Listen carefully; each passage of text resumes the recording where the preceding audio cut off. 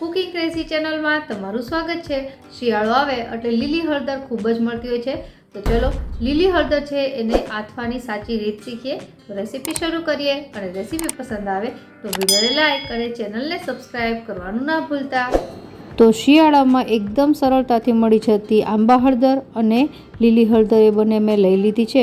હવે સૌપ્રથમ આપણે એને ધોઈ અને સાફ કરીને કોરી કરી લીધી છે। ત્યારબાદ આપણે ઉપરથી આની છાલ ઉતારી લેશું। તો આવી રીતે હળદરની છાલ ઉતારી લેવાની અને મેં આ જ રીતથી બીજી બધી હળદરની છાલ ઉતારી લીધી છે। હવે આપણે આ હળદરને પહેલાં તો પાણીથી સાફ કરી લેશું, જેનાથી થોડો ઘણો પણ કચરો એ જતો રહે। તો આવી રીતે પાણીથી સાફ કરીને હવે આ પાણી છે એને કાઢી લેવાનું છે અને ત્યારબાદ જે હળદર આપણે સાફ કરી છે એને સુધારવાની છે। તો હું અડધી હળદર છે એને ગોળ સુધારીશ અને અડધી હળદર છે એને લાંબી સુધારીશ। તમે તમારી રીતે લાંબી અથવા ગોળ છે સુધારી શકો છો। તો અહીં બધી જ હળદર સુધારાઈને તૈયાર થઈ ગઈ છે। હવે આપણે આ હળદરને કઈ રીતે આથાય એ શીખી લઈએ। તો સૌપ્રથમ અહીં આગળ પડતું મીઠું ઉમેરવાનું છે। તો અહીં 3 મોટી ચમચી જેટલું મેં મીઠું ઉમેર્યું છે। મીઠાનો ઉપયોગ છે એ હળદર આથવામાં એટલા માટે કરવામાં આવે છે કારણ કે એ હળદરને લાંબા સમય સુધી સારી રાખે છે। તો મીઠું નખાઈ ગયું છે। હવે આપણે લીંબુ ઉમેરવાનું છે। તો અહીં 2 મોટા લીંબુનો રસ છે ઉમેરવાનો છે। લીંબુનો રસ પણ આગળ પડતો જ લેવો। અહીં જો તમે આગળ પડતો લીંબુ અને મીઠું લેશો તો પણ ખારું કે ખાટું નહીં લાગે।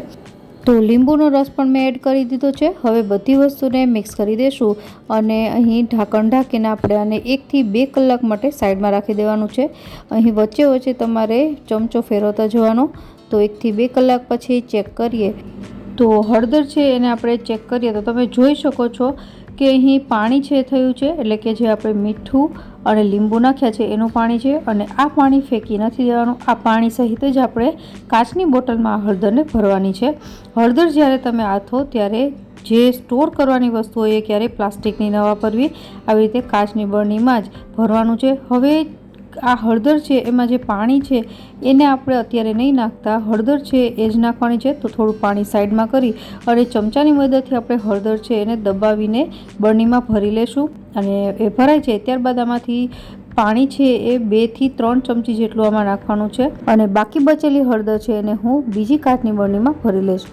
હવે આપણે આ હળદર છે લાંબો સમય સુધી સારી રહે એની માટે જે હળદર હોય એના કરતાં અડધું પાણી એમાં ઉમેરવાનું છે। એટલે કે આપણે જે 2 થી 3 ચમચી જેટલું લીંબુ અને મીઠાનું પાણી ઉમેર્યું એની સાથે સાથે નોર્મલ આપણે માટલાનું પાણી જે 1/4 કપ જેટલું ઉમેરવાનું છે, જેનાથી આપણી હળદર છે એ અડધી ડૂબી જશે। તો અહીં જ્યારે તમે હળદર આથો ત્યારે તમારી અડધી હળદર છે પાણીમાં ડૂબેલી રહેવી જોઈએ, જે લાંબા સમય સુધી તમારી હળદરને બગડવા નહીં દે।